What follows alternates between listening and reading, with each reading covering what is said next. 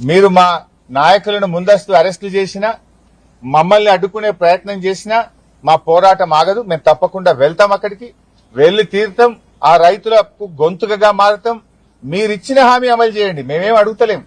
మీరే చెప్పిండ్రు ఎస్సీ ఎస్టీలకు పట్టాలు ఇస్తామని. ఇస్తారా ఇయ్యరా? ఎస్సీ ఎస్టీలకు పట్టా భూములతో సమానమైన నష్టపరిహారం ఇస్తామన్నారు. ఇచ్చిన మాట నిలబెట్టుకుంటారా నిలబెట్టుకోరా? అంటే అధికారంలో వచ్చేదాకా ఒక మాట, అధికారంలో వచ్చిన తర్వాత ఇంకో మాటనా? ఓడ దాటేదాకా ఓడ మల్లప్ప, ఓడ దాటినాక బోడ మల్లప్ప కథనా ఈ కాంగ్రెస్ కథ?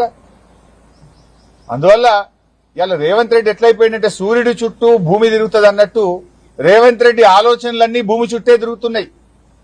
యూనివర్సిటీ భూములు వదలవు, హిల్ టీపీ పేరిట ఇండస్ట్రీ భూములను వదలవు, నాగర్గుల్ భూముల కథ చూశాం, కోహెడ మార్కెట్ యార్డ్ భూముల కథ చూశాం, లగచెర్ల భూముల కథ చూశాం, యూనివర్సిటీ సెంట్రల్ యూనివర్సిటీ భూముల కథ చూశాం.